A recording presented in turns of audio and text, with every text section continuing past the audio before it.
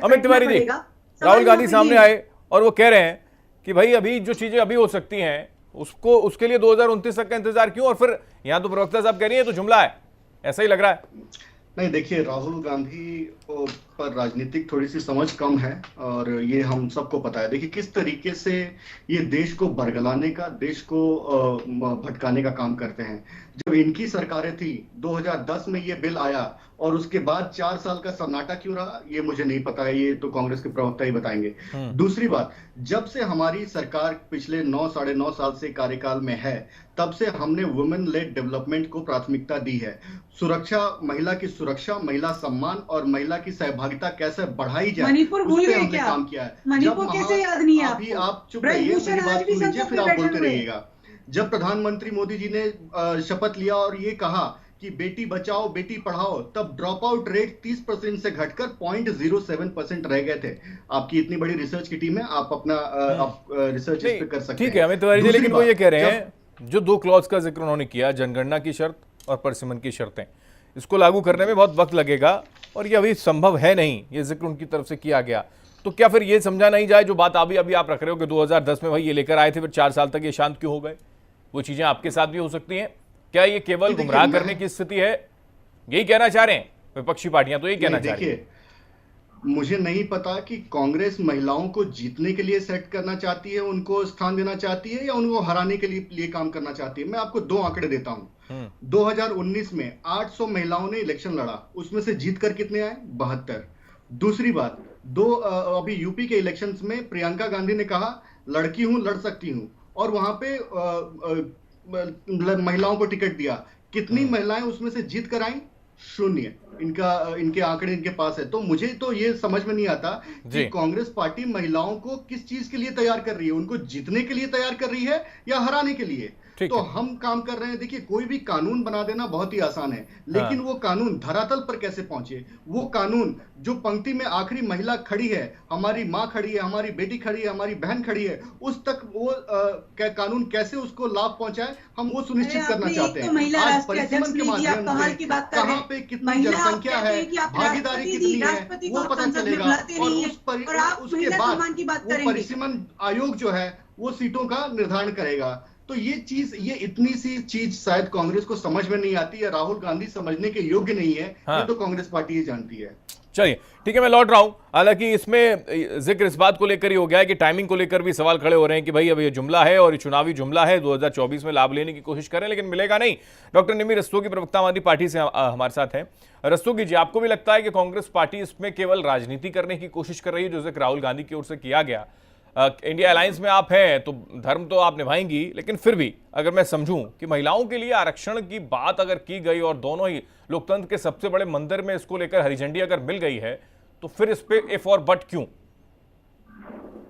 देखिए, आम आदमी पार्टी एक प्रोग्रेसिव माइंडसेट वाली पार्टी है, एक लार्जर पिक्चर में विश्वास रखने वाली पार्टी है, और हमने इस बिल को बहुत गहन रूप से स्टडी किया है और हमें ये लगता है कि इसमें बहुत सारी कमियां हैं, बहुत सारी खामियां हैं।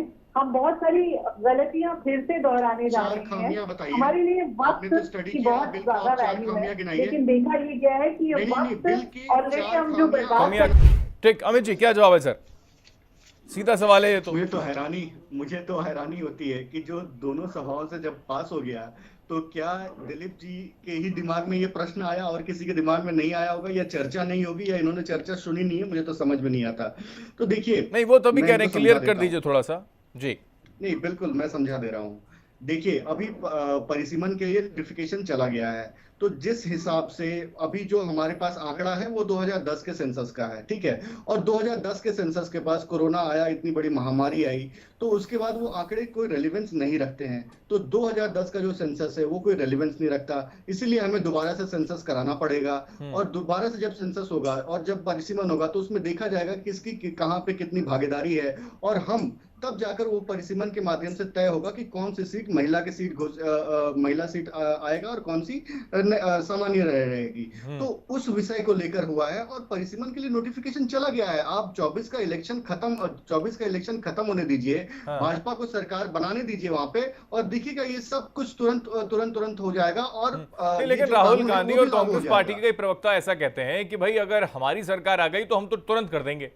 तो ये क्या कोई जादू की छड़ी घुमा देंगे क्या? इनकी सरकार तो पिछले 70 साल तक थी। इन्होंने तो 70 साल कहा कि हम गरीबी हटाएंगे, गरीबी हटाया। अगर गरीबी पे प्रहार करने किसी ने काम फिर किया ऐसे तो कई जुमले आपके साथ भी हैं, जुमले थे कि अकाउंट में पैसा आएगा, आए क्या नहीं आए, वही बातें को ये भी बोल देते हैं, जुमला है वो, है ना? समझ पे पत्थर पड़े। ठीक है, अमित जी जवाब दीजिए फटाफट।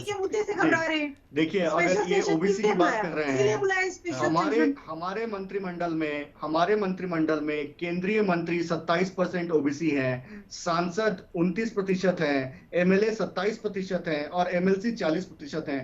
कांग्रेस में कितने ओबीसी का हिस्सेदारी है ये कांग्रेस बताएगी। आम आदमी पार्टी में कितने लोगों की कितने ओबीसी की हिस्सेदारी है ये आम आदमी पार्टी बताएगी। तो उनको साफ करना चाहिए कि ओबीसी के कितने बड़े हितैषी हैं। हमने तो अपने काम से ये दिखाया है।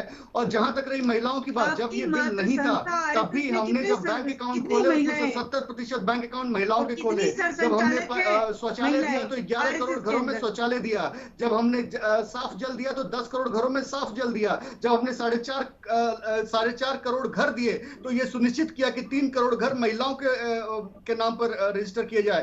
तो ये सारे काम हमने किए हैं और ये धरातल पर है।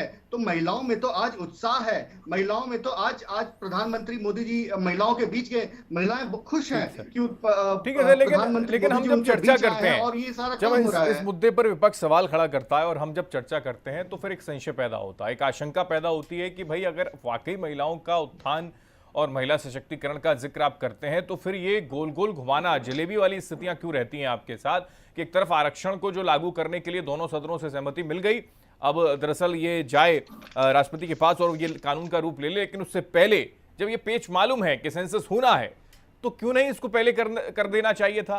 क्यों नहीं? परसिमन को लेकर भी जानकारी है तो फिर क्यों नहीं इसको पहले कर देना चाहिए था? आप तो 10 साल सत्ता में है लगभग, तो फिर क्यों इसको लेकर शुरुआत जो है अब हुई और ऐसे वक्त पे हुई जब चुनाव जो है मुहाने पर हैं? यही सवाल उठाता है विपक्ष। अमित जी नहीं, देखिए, पिछले 9.5 साल के कार्यकाल में ऐसा नहीं कि सरकार ने कुछ किया नहीं है। सरकार ने अलग अलग समय पे अलग अलग हमारे मैनिफेस्टो में जो भी मुद्दे लेकर हम आए थे उन सब पे काम किया है। और आज अभी हमारी सरकार चल रही है ना, चुनाव तो अभी 8 महीने बाद है। आज तो हमारी सरकार है, आज हम लेकर आए हैं और इस पे सहमति बनाई है। तो ये अगर देखिए, सरकार जो पार्टी सरकार में होती है ये उसकी ऊपर निर्भर करता है कि वो सहमति बनाकर बिल को पास कराए।